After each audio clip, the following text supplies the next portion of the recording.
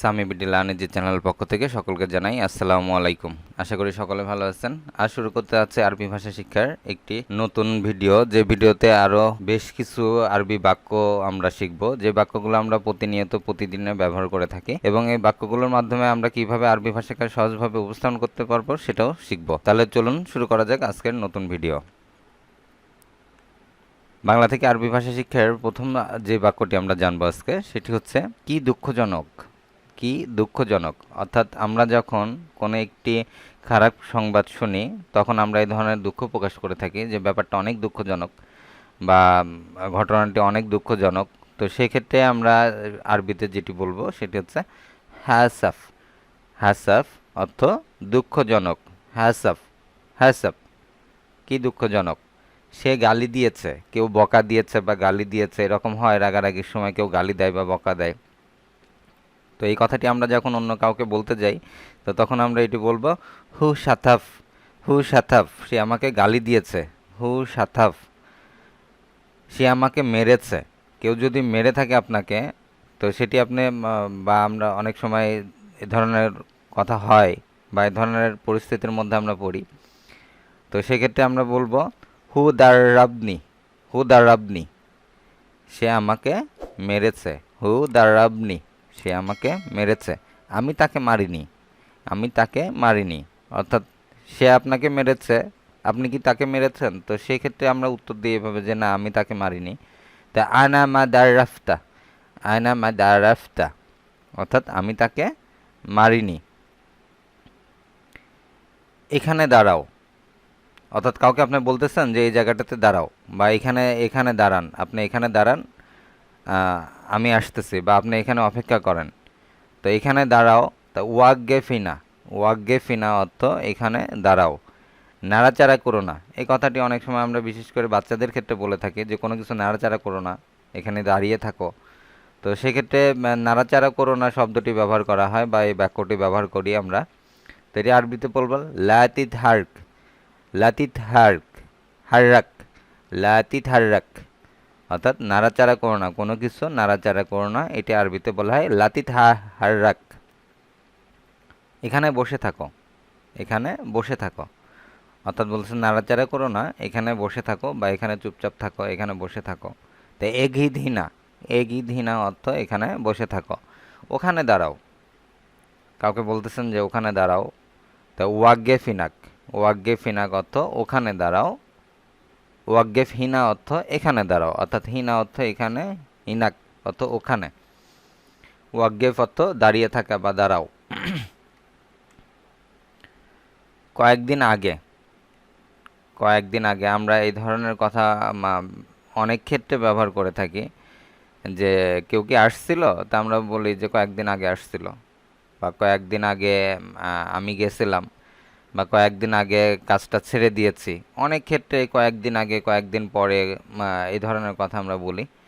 তো সেক্ষেত্রে আমরা বলবো গাবল কামিয়ম। গাবল কামিয়ম অর্থ কয়েকদিন আগে। গাবল কামিয়ম কয়েকদিন আগে। কয়েকদিন পর বা আয়াদ কামিয়ম। বা আয়াদ কামিয়ম অর্থ কয়েকদিন পর, অর্থাৎ তুমি কবে যাবে? কয়েকদিন পর যাব। তুমি কবে আসবে? কয়েকদিন পর আসবো। এই যে কথাগুলো, এই ধরনের কথার ক্ষেত্রে আমরা এই ধরনের বাক্যগুলো ব্যবহার করে থাকি। তো কয়েক মাস আগে, গাবল কাম শাহার। গাবল কাম শাহার অর্থ কয়েক মাস আগে। কয়েক মাস পরে বা আদ কাম শাহার। বা আদ কাম শাহার অর্থাৎ কয়েক মাস পরে। তুমি বাড়ি যাবে কবে? কয়েক মাস পরে।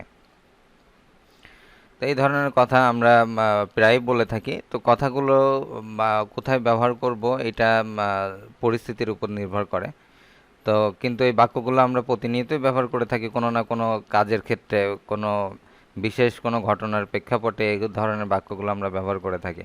তো আশা করি সম্পূর্ণ ভিডিওটি মনোযোগ সহকারে দেখবেন এবং বেশি বেশি করে প্র্যাকটিস করবেন। আর আরবি ভাষাকে সহজভাবে উপস্থাপন করার ক্ষেত্রে এ ধরনের বাক্যগুলোর প্রচলন যেগুলো আছে, বিশেষ করে আঞ্চলিক ভাষায়, এইগুলো বেশি বেশি করে জানার চেষ্টা করবেন। আর আমার চ্যানেলটি ফলো করবেন। কয়েক বছর আগে, গাবল কাম সানা। গাবল কাম সানা অর্থ কয়েক বছর আগে। কয়েক বছর পরে বাআদ কাম সানা। বাআদ কাম সানা অর্থ কয়েক বছর পরে। অনেকক্ষণ আগে, সে চলে গেছে, সে চলে গেছে অনেকক্ষণ আগে। অর্থাৎ কেউ জিজ্ঞাসা করতেছে সে কি চলে গেছে, হ্যাঁ অনেকক্ষণ আগে চলে গেছে। তো অনেকক্ষণ আগে গ্যাবল ফাত্রা, গ্যাবল ফাত্রা অর্থ অনেকক্ষণ আগে। অনেকক্ষণ পরে বায়াদ ফাত্রা, বায়াদ ফাত্রা অর্থ অনেকক্ষণ পরে।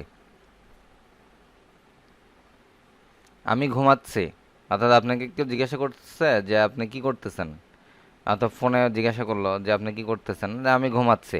আয়না নাইম, আনা নাইম অর্থ আমি ঘুমাচ্ছি, আমি শুয়ে আছি, অর্থাৎ আপনি শুয়ে আছেন, আপনি ক্লান্ত, আপনি বলতেছেন যে আমি ক্লান্ত, আমি শুয়ে আছি। আনা মিন সাদি, আনা মিন সাদি অর্থ আমি শুয়ে আছি। আনা তাবান আমি অসুস্থ বা আমি ক্লান্ত।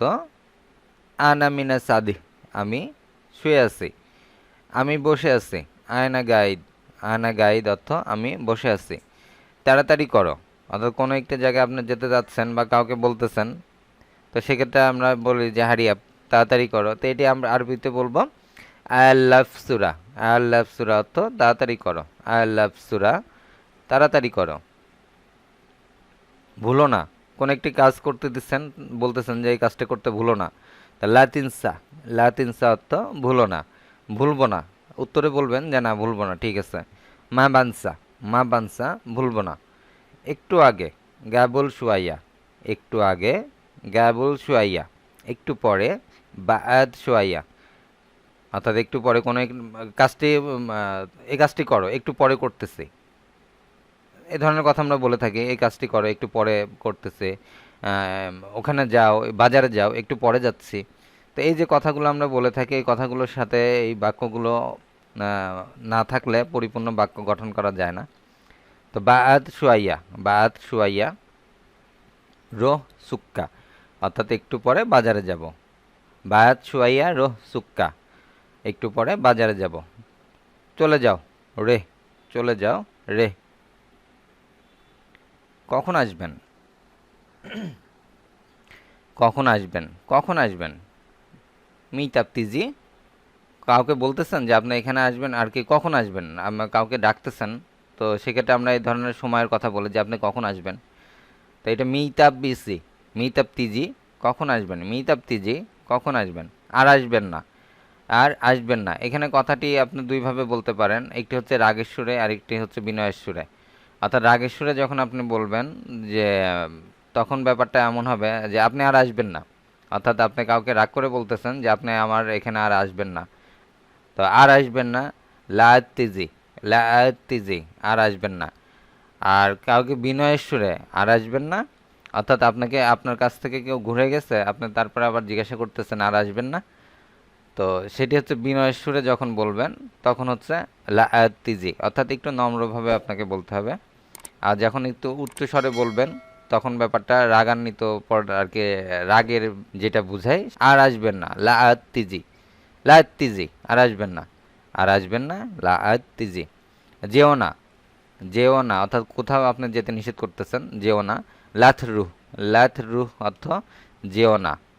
কখন আসবে, কখন আসবে। মিতাব ইজি, কখন আসবে, মিতাব ইজি। আজ এ পর্যন্তই। সম্পূর্ণ ভিডিওটি দেখার জন্য ধন্যবাদ। আর যারা চ্যানেলটি ফলো করতেছেন অবশ্যই চ্যানেলটিতে কমেন্ট করবেন এবং সাবস্ক্রাইব করবেন। দেখা হবে পরবর্তী ভিডিও নিয়ে, সে পর্যন্ত সকলে ভালো থাকবেন। আল্লাহ হাফেজ।